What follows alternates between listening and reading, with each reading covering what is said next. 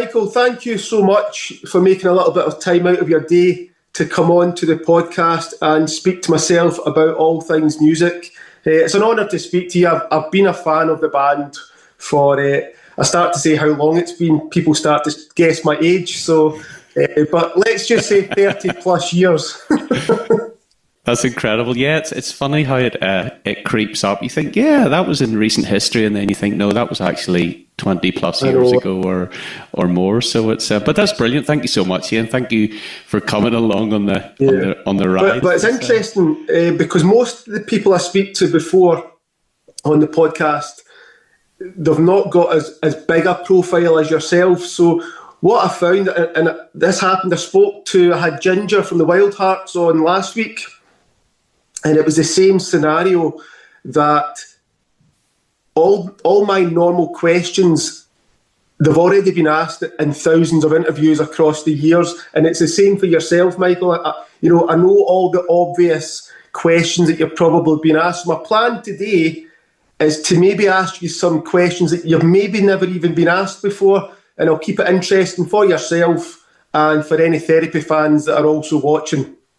Okay, well that sounds intriguing. A bit of a challenge. I like it. So obviously, what I do with all the guests, and we'll make an easy start for yourself. We'll go back to the beginning. So where originally are you from? I'm originally from just outside Larne in Northern Ireland, and I know you've obviously got a couple of brothers as well. Were you exposed to music from a young age, and if so, was it the brothers? Was it the parents? Who were you getting your musical influences from early on, and what type of bands was it? Early on, it was just kind of music in the house, I suppose. Elvis, Simon and Garfunkel, Northern Ireland, probably a bit like Scotland, lots of country and western, Kenny Rogers, traditional music, all that kind of stuff. Yeah, I bet not so much, Irish traditional as such, but definitely American country and western and stuff like that. Neil Diamond. Yeah. But as you know, when you're young, you're maybe not that interested in your parents' music. So it was kind of my older brother. He had a group of friends, and you would hear Deep Purple, sort of bands like that. AC/DC. That was the first band that we really got into. Me and my two brothers. So that was our in to our own kind of music. Especially. What about? I saw last week that you were in Belfast, so you seen the famous Rory Gallagher statue? Yes, yeah. It's only been up there a wee while, so it was the first time I've been up to go and get a look at it. And obviously, growing up in Ireland, you would hear a bit of Rory, maybe not so much on the radio, but bands like Thin Lizzy and Horselips and stuff like that. So I was very aware of that at that age. I only really got really into Thin Lizzy kind of in my mid-teens. The early teens, it was more AC/DC, Iron Maiden, Motorhead. Yep. Those were the big... All great bands, but give me a wee laugh then, Michael. See if you're brave enough to give me the truthful answer here. Do you remember, what was the first album that you ever bought with your own money? I think it probably was a Shakin' Stevens. I think it might have been Green Door by Shakin' Stevens. Right, okay. And what about then, what was the first professional concert that you ever attended, and whereabouts was it? The first one I ever went to was, it's nearly gold standard. 1982 in the RDS in Dublin, AC/DC, which would have been probably For Those About to Rock tour with Y&T supporting. And it was, I'd never seen it. My dad and my aunt actually took us to it. Me and the two brothers, so it was pretty incredible. That blows your mind, the bell coming down and the cannons firing at the end, and Y&T I really loved as well. It was a great concert, so definitely just seeing all those people together. I suppose it's maybe 30,000 people or whatever, so it's kind of... I seen AC/DC on the Black Ice tour, so maybe 15 years ago, and it was at Hampden, and it was... I went to it thinking that they were well past their prime, and they absolutely blew my mind. It was absolutely outstanding to see it. And obviously, the songs are going to be good, but I don't know what age they were back then, but they were firing on all cylinders. They were absolutely brilliant. Definitely a machine, DC. I think was last year Andy went to see them down in Wembley, and he said it was amazing. He's a big fan, but I don't think he's ever really seen them before, so he absolutely... Yeah, Iron Maiden's another one. I've seen them quite a lot of times, managed to speak to the guys as well. It's really cool because they're dead normal guys, all very much so, albeit they're extremely famous within the rock music world, but dead ordinary guys, but they just put on such a good performance, and they clearly still love doing it.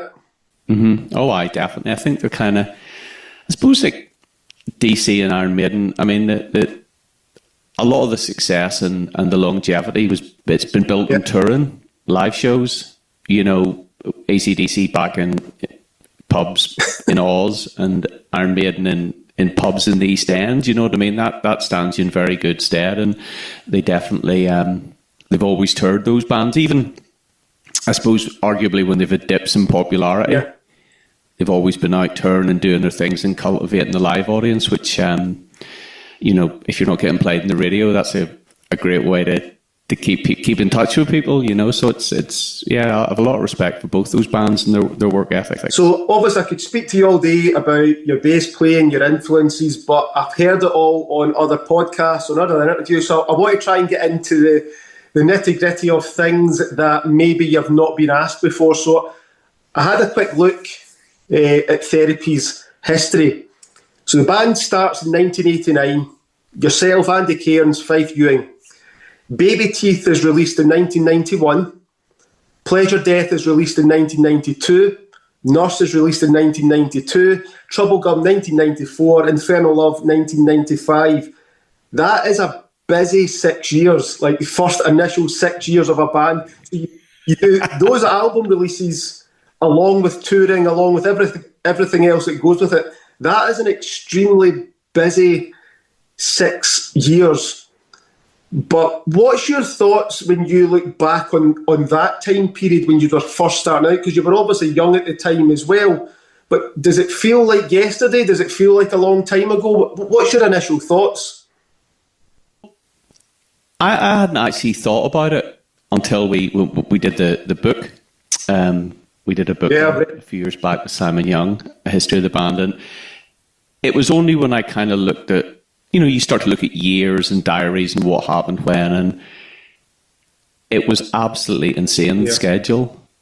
You know, there's Baby Teeth 3, 4, there's like 5 albums really. You know, I always count Baby Teeth and Pleasure Death as separate entities because they were kind of done in separate sessions with specific mindsets. And I mean, it's not like we were sat at home the rest of the time. Everything was touring, and when you go through those diaries, there's like a weekend, 3 festivals. Then on the Tuesday, we'd go into the studio for 3 days. Yeah. And then on the Friday, we'd go out and play 2 festivals, like 93 in particular, because that's when we recorded Troublegum. Yeah. And we also did those 3 EPs, Open Mantra EP, the Turn EP, and the Short Sharp Shock, which had Scream Major on it. It is mad when I think on it, but I don't think any of us thought it. We just thought it was kind of the norm. You know, we were obviously busy, and every time we did things, they led to more things. You know, we'd do a club show, and then the promoter would invite us back to do a theatre show, and then another promoter would invite us back to do a festival, then someone else would ask to do another festival. It kind of snowballed, and just from probably Short Sharp Shock onwards, MTV got on board, playing videos and things, and radio play really picked up, and you know the attendance at the concerts kind of doubled or tripled. Wouldn't say overnight, but over a period of a month or two. You know, but you've obviously worked extremely hard. But you were also in your early 20s, I would imagine. No wife, no children. It's like you're probably ready to just, what do we need to do here? Let's do it. It was very much that. You know, we'd worked so hard to get to that point, and then when the train left the station, we were getting off the train, you know. I don't think the train stopped till probably, we did quite a lot of turning in 96 and writing and stuff, so probably 96 was kind of when, you know, things kind of, we were able to take a breath and sort of recalibrate things a bit. But yeah, it was really, really crazy. But you just, Yeah. We just did it, you know. Go in the studio, got some ideas, let's record them. It was very, coming from that kind of punk rock, sort of do-it-yourself over in Northern Ireland, there wasn't really much of a music scene, so you had to kind of learn how to do things yourself. So we were quite driven at that. We just thought, well, we can do this, or we can do that, we can try that. You know, it was never, nothing was ever really off the table with regards to options about doing shows or recording or projects or anything like that. So it was really healthy and a very creative period, you know. Exhausted, you know, absolutely exhausted, but I wouldn't fancy trying that now. Yeah, you know? Around 93, 94, I discovered therapy. My friend gave us a cassette tape, it was Nurse, and you then discovered Troublegum was probably coming out around that time as well. But, you know, those songs are songs of my youth, but learning to play the guitar at the same time and starting to try doing a bit of songwriting, you know, you're inspired by those albums. I was really inspired by Baby Teeth, funnily enough. And I don't know if it was because it was probably simple compared to maybe some other recordings that came later, as in like you're learning to play, you can actually play the things that you're hearing. It wasn't like Iron Maiden where the guitar play, it's so intricate that if you're a beginner on guitar, you struggle to pick up any of it. So therapy was really, I loved the songs, but I loved the actual songwriting part of it. But looking at Troublegum was a huge album. And I know that you've just done the 30th anniversary tour of it, which blows my mind that it's been that long, because it still sounds, sonically, that album still sounds just as good, if not better than a lot of albums that come out nowadays. Sonically, it sounds brilliant, but the songs were also great. But thinking back to that album, was that simply the next 14 songs that you guys wrote? Like, what makes that album what it became? Was it the right place at the right time, the right songs, or were you just simply writing the next 14 songs and it just all clicked into place? It was almost like the farthest away from the next 14 songs, if you can imagine, because there's a few of those songs predate Baby Teeth. Earlier versions, you know, Screamager, I suppose, we did a song called SWT, which is from the second demo. Brainsaw, which closes the album. It was originally a song called Window Wall. I mean, Die Laughing was another song as well. We did it on a RTE radio session in 1990. So, you know, different musically, different arrangements and different lyrically, but a lot of the themes were still there. And I think with Nurse, I think sonically we were a little bit disappointed with it. It was a bit too clean sounding. We wanted something a bit bigger and a bit more representative of the band live and in the rehearsal room. I felt it was, I wouldn't say sanitized, but there was a clinicalness to it that suited it. Yeah. But when we went out, you know, then you go and tour those songs, you realise they sound a lot more energetic and stuff. And I think for me, looking back on the Troublegum thing, I mean, it was recorded. I mean, the Screamager was recorded in January 93. Some stuff was recorded in April 93. Yep. We did 2 weeks in June 93. And then we finished stuff off right through September, October. And we probably used 5 or 6 different studios. I mean, it's amazing how cohesive it all sounds, and sonically it sounds, the drum sounds all line up, the bass, everything like that. Chris Sheldon, who engineered and produced it and mixed it also, he did an incredible job on it, because you know yourself, you if you're in the studio, if you move one microphone, your guitar sound completely changes. And this is before recall on desk, and Pro Tools and digital. It was literally you match up, recording to analog tape, and it's quite incredible. But I think there's possibly 3 factors why Troublegum sounds so focused and direct and still good. One is that we'd been playing, when we did Nurse, we'd actually got some new equipment. Right, okay. The classic the bass amp I got in the studio, the first time I ever used it was in the studio. Okay. Still trying to figure it out. The album. So sounded pretty cool. It was an Ampeg, you know, dream rig, you know. But by the time you go on tour it, your sound's very more defined and tweaked. And I think for everyone, it was the same. We were, you know, it was basically, we rolled the cabs in and that was it, the big crunchy sound of Therapy. On Troublegum, Andy does all the lead vocals. On Nurse, Pleasure, Death, and Baby Teeth prior to that, Fife would have sung some of the lead vocals and stuff like that, which worked well, but sometimes Fife struggled to sing and play them live with drumming. So I think one of the strengths and one of the things is Andy's delivery vocally is really, really strong, and it's cohesive because he's singing everything. And the other factor is Chris Sheldon, because he was a real good sounding board of what I felt a producer should have been. You know, we can be quite contrary, you know, as musicians are, and say, no, we've got a vision and we want to do this. And Chris would go justify that part. And if you couldn't justify it, it would get cut or it would get changed. And he was always pushing you to make it better. He said, it's great, but could it be better? Let's try it. And if it wasn't better, we could always go back to the original. And that was challenging for us at the start because we were kind of self-produced. Although we did have a producer in Nurse, Harvey Burrell, who was excellent as well for the Nurse Sonics. But Chris was, he got under the bonnet kind of everything, you know, and I really appreciated that.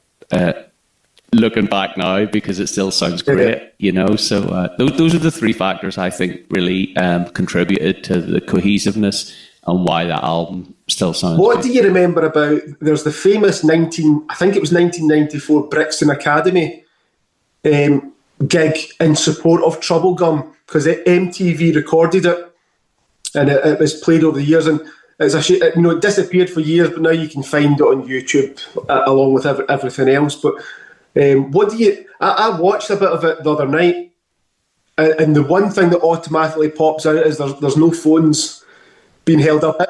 Everybody's just in the moment, and I don't know. Maybe security was a little bit less back then, but you got people crawling on top of each other. It just looked like a fantastic gig. What do you remember about that gig? It was a great show. I remember we were not nervous about it being recorded, but we were conscious that, you know, it was being filmed and it was MTV were doing it, and the label were quite invested in making sure it went off without any hitches. So I think it was a long day. We were in early, sound checking, a lot sound checking. You know, there's cameras in places that we weren't really used to cameras being in, you know, but they were quite discreet. I think they did a really good job, and it captures the atmosphere of the show. I do remember we had the audio remixed after the show because the initial MTV mix was very, you know, guitar light, shall we say. It was classic kind of thin, you know, radio. And we got Dave Bascom to mix it, who did a fantastic job. You know, he did a really cool job. So we spent a bit of time and money getting that right afterwards. But it was good. But also as well, you sort of forget there's no phones. Yeah. Also, you could still smoke in venues, which is mad when you think on it. Absolutely mad. And the other thing as well is that, I don't know if people are aware of this now, but on stage, lights now are those LED lights. There's not that much heat off them, so you don't really sweat like you used to back in the day. Like some of the heat coming off those power cans and the way our lights were done at the time, RLD took all the colours out. So a lot of it is all just white lights. He would go into a venue and say, take all the green gels out, all the red gels out, all the blue gels. He wanted it to be harsh, like white, every light white, like hyper real nearly.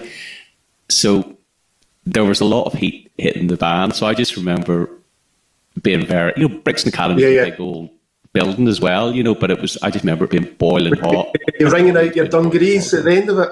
Oh yeah, you wrung them out and then you had a hairdryer on them for an hour and a half. So, obviously, being a fan of the band from a way back then, I was shocked when I heard that Fife was leaving the band because it was at the height of your success within the 90s. And I wonder, what was it like for yourself? Because I think, was it yourself and Fife were at school together? Yes, we were at school together. Yeah. You were at school together. You've had a shared dream that you've actually achieved. And, there's thousands and thousands of people out there that have a similar dream that they never managed to achieve it. So for two kids from Ireland at school together to have achieved this dream seems outstanding. It seems remarkable. And then to see one of them walk away from it at the height of the fame as well. What was that like for yourself? It wasn't entirely unexpected.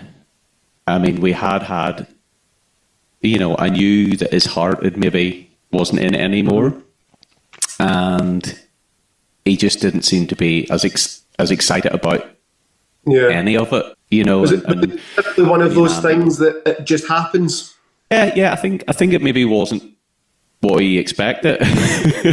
but then again, I don't know what he expected. I wasn't that friendly with him at school before we kind of were in the band. We knew of each other because we played in bands and stuff, and they were in the band together. But you're right. I mean, it's incredible that the two of us and Andy from Ballyclare, which is just up the road from me, Stantrum, managed to put a band together and in 5 years, get to that level. It's absolutely insane. And I think it's an awful pity because when he was in form, he was a really brilliant drummer and good fun. But at that stage, he wasn't on form.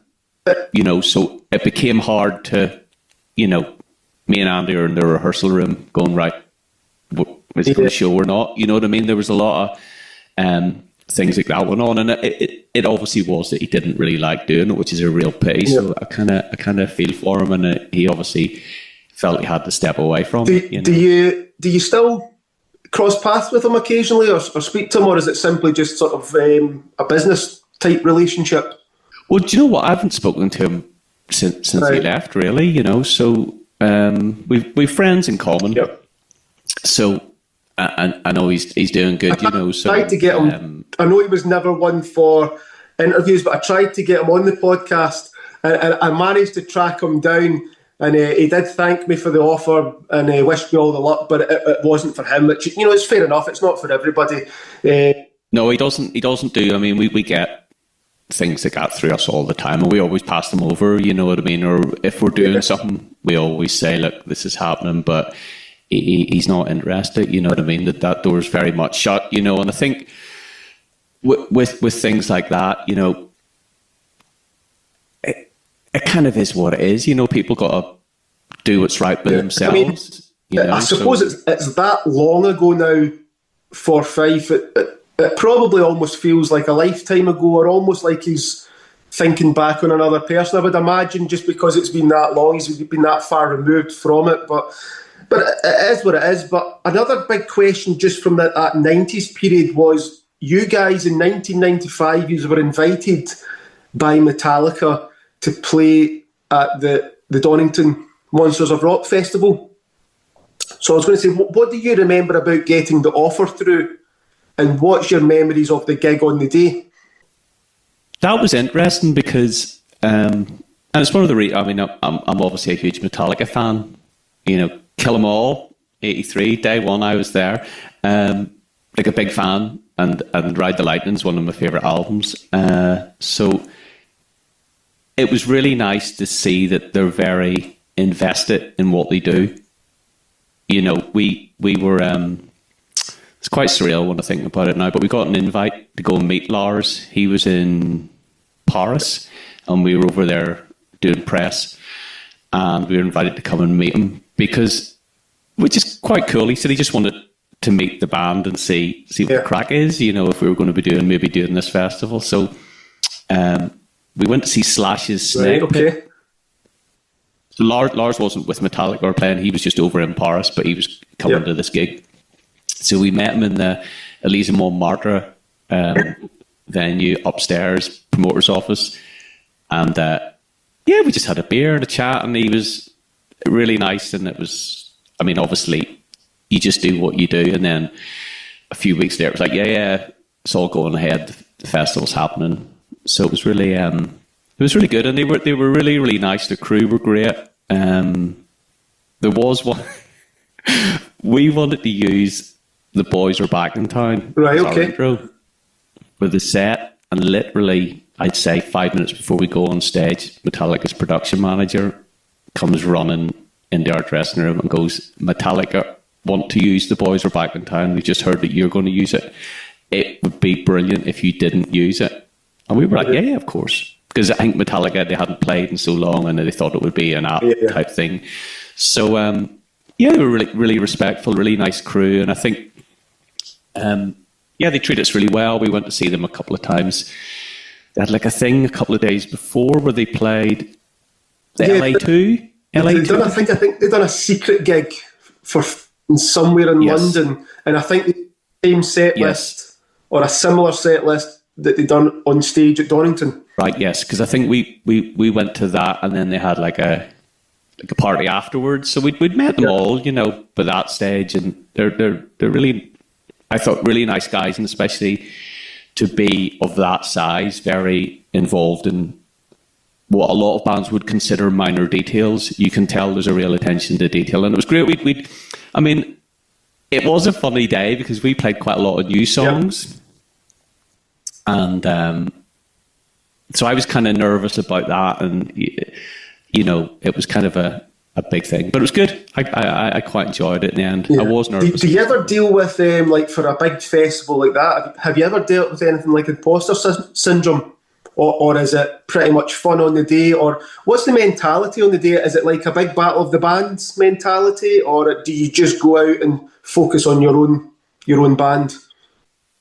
Oh no, certainly not. I mean, the whole point of a festival is it's kind of coming together of different bands, and I think if you're confident enough in your own skin, you'll be fine.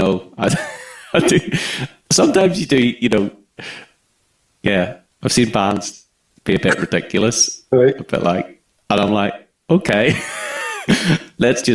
we're just here to do our thing, and for that hour or whatever we have on stage, we do our thing, and the stage is ours. And I think we respect everyone else has different things to do and brings different things to it. But festivals, I don't think you can get bent out of shape, because you're not going to, if you're on the bill with Slayer, you're not going to out Slayer.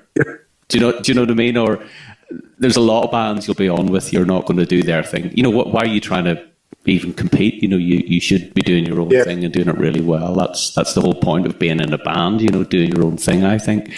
But festivals, I love them. You get to see, it's great for us, because a lot of times we're away touring, and we miss shows, or friends' bands coming through, and you get to meet up with friends and see bands you wouldn't get a chance to see. A lot of it is, the amount of times I've walked across a festival site to go into a tent to see some band, I love to hear the fateful words, "Thank you, good night." It's like, shit. Better walk all the way back over. So, obviously, after Fife left, I know there was a couple of lineup changes, but I want to talk about Neil Cooper. Yes, Super Cooper. So Neil was on the podcast last year. Yes, season 2. So, yeah, cool. But he told me that you were looking for a drummer, and that by chance Andy bumped into Neil when they were both attending a gig, and they got talking, and he got a phone call the next day to see if he'd be interested in coming down to jam. I know that you knew Neil before that from the Beyond, when you had played at the start of the 90s and that, but what do you remember about, did Andy come back to you the next day and say, "Oh, I bumped into Neil Cooper"? Like, how did that conversation go? That's literally what happened. He was living outside London at the time, and he went in to see that Rival Schools, great band. He went to the gig and he bumped into Neil, and then the next day he rang me and goes, "You are never going to believe who I bumped into." And I was going, "Neil Cooper, no way, wow, God." And we obviously had been in touch a little bit since we did the tour, but we weren't in regular contact, for example. I was like, wow, he was an amazing drummer, that's incredible. And Andy goes, "Well, what do you think?" And I thought, perfect.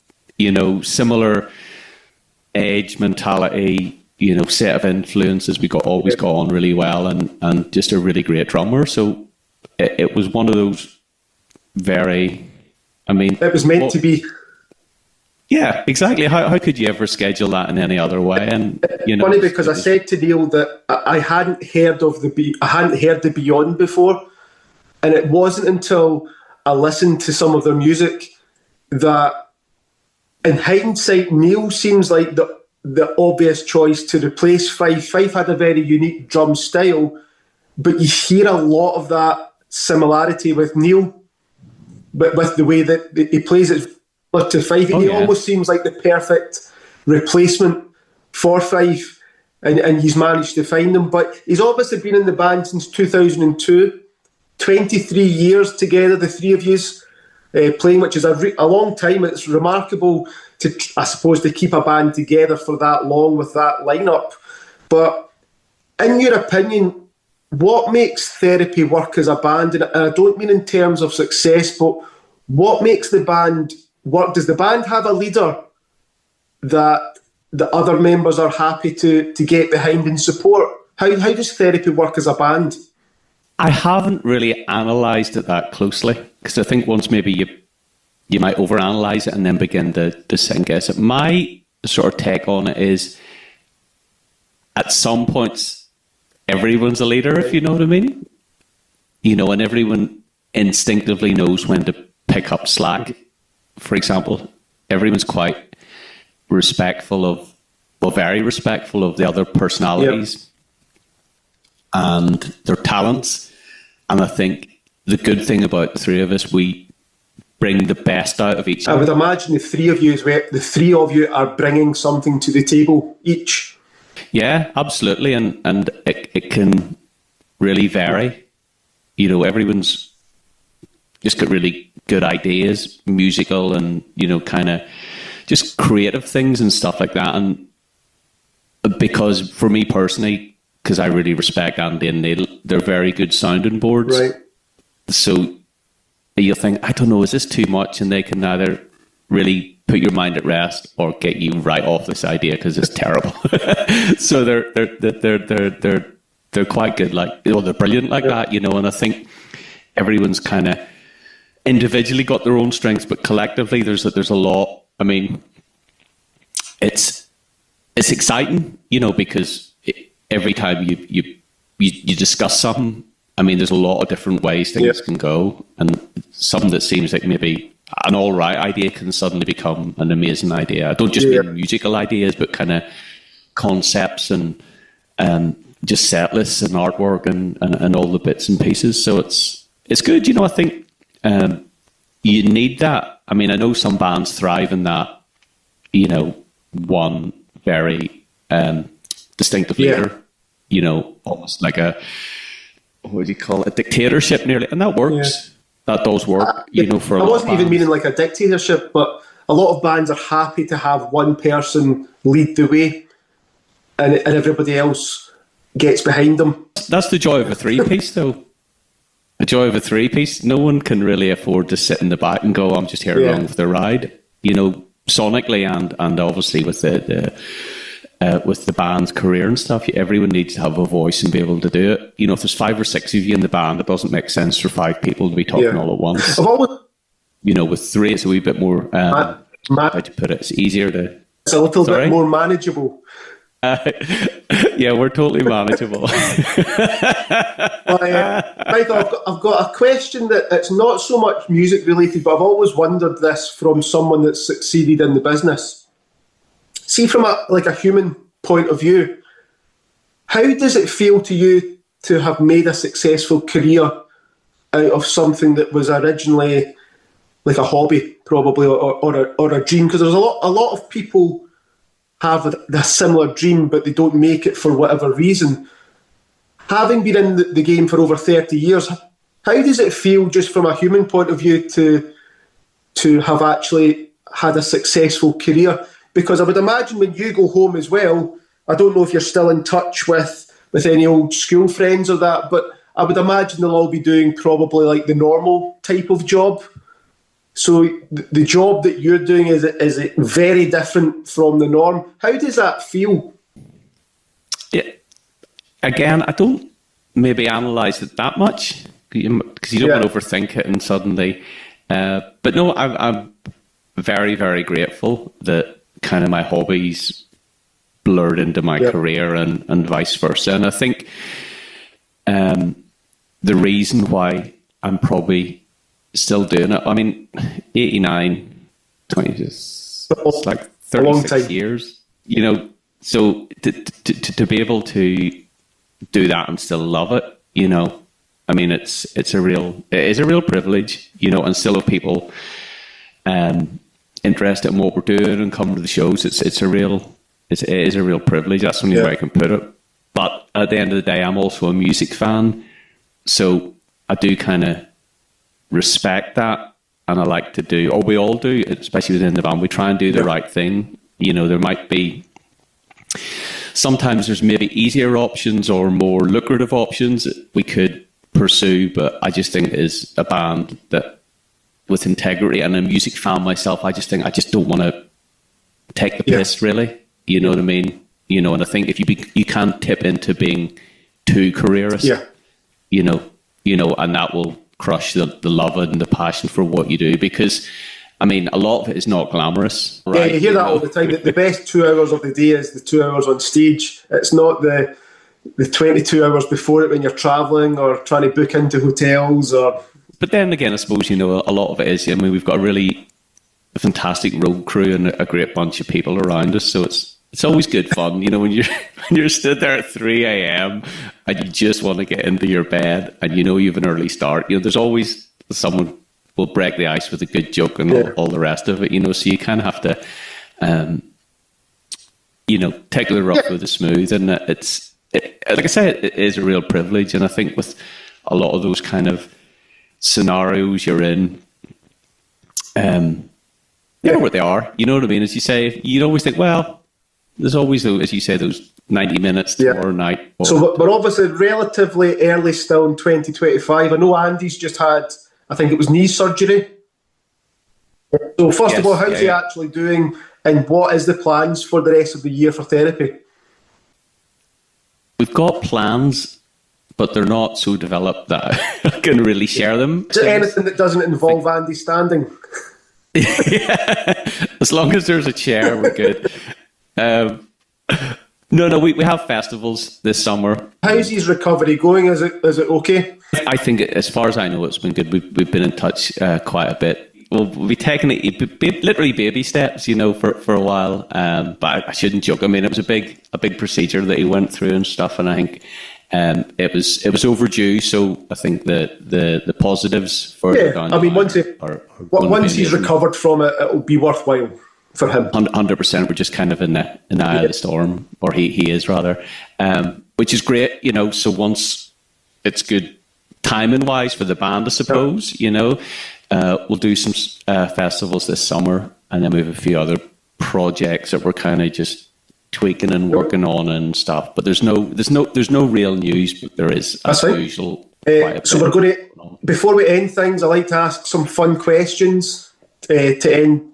I thought the previous bit was quite fun. Well, I'll tell you.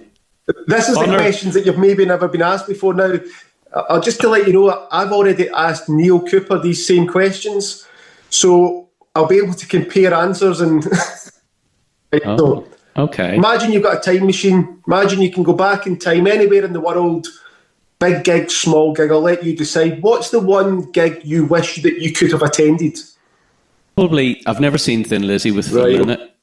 So I'd probably go and see one of their shows, possibly something around the time, 77, 78, probably the Bad Reputation tour, I don't know, in Belfast. I don't think they actually played Belfast, but in the Ulster Hall, because it's a nice venue. Yeah, I'd see Thin Lizzy, and I'm never going to see them with Phil in it. So. What about, without blowing your own trumpet, see if you could go back and attend one of your own therapy gigs, but as a concert goer, so you could actually go and witness. What point in the band's career do you think would be quite interesting to just see one gig?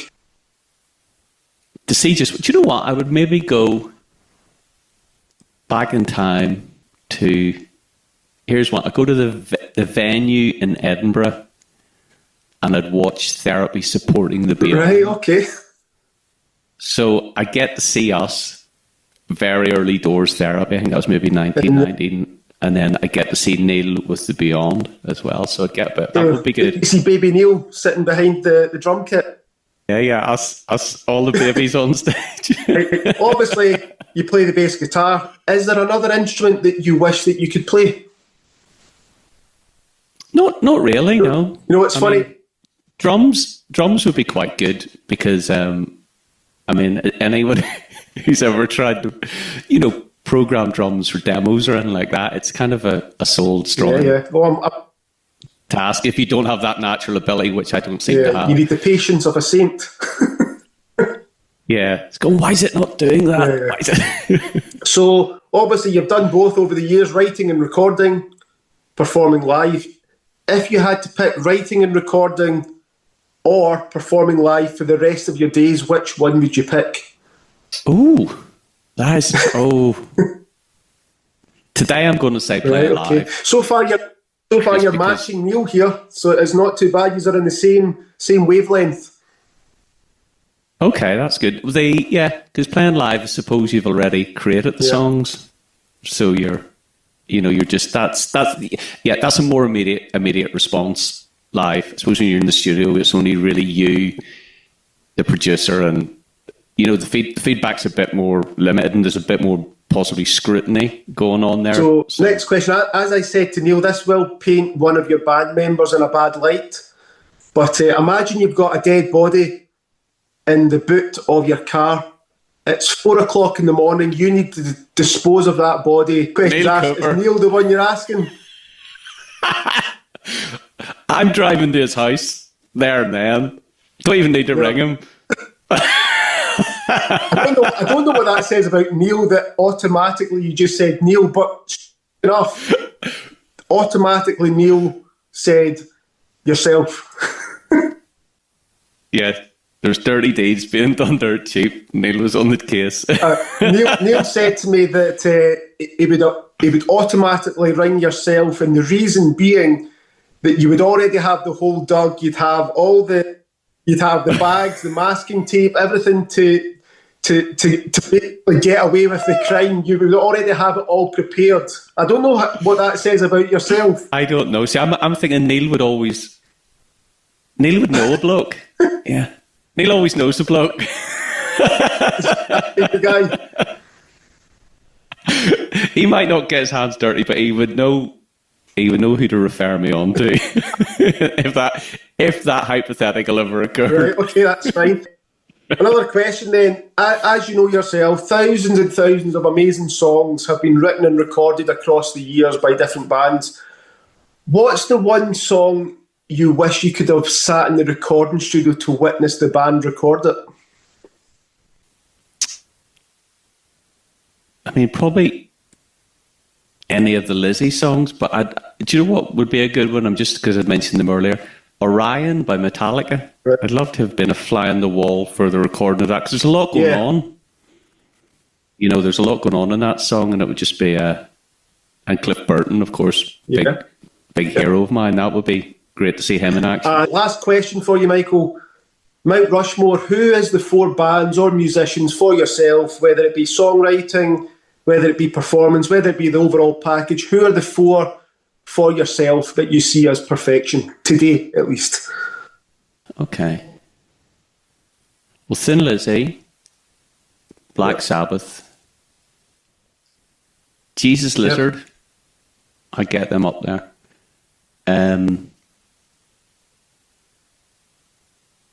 Probably maybe the Stranglers. Right, okay. Get the Stranglers up there. I love that question, because I ask it to every guest that comes on, and you get a different answer every time. And it's not always the obvious choice as well. So if you're a rocker, you might not pick 4 rock bands. It's maybe it depends who you get influenced by. I asked Ginger the same question, and he said himself. Well, here, I've still got one person to pick, so hey.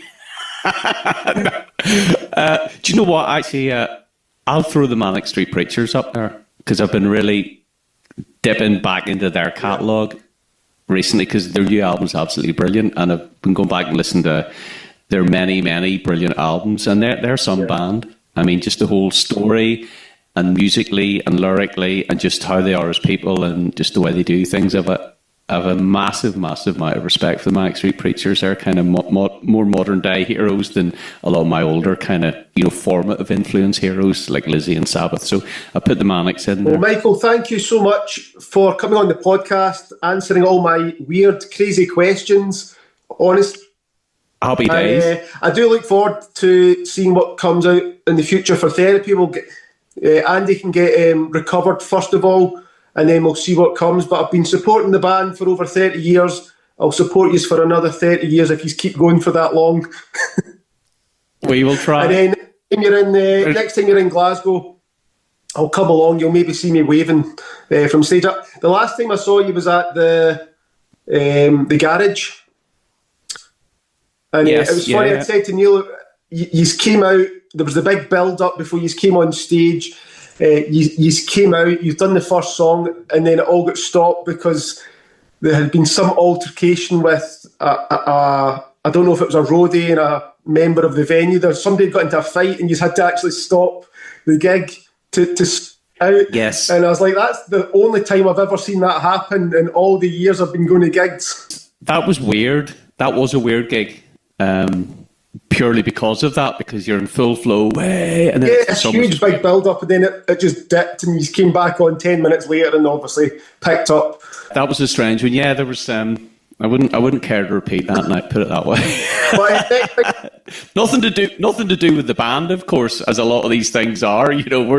We're there doing our thing. But yeah, that was in Glasgow. Bit crazy. I'll give you a wee shout, and I'll come along and I'll see you play anyway. But thank you so much for coming on the podcast. Thank you, mate. I appreciate it.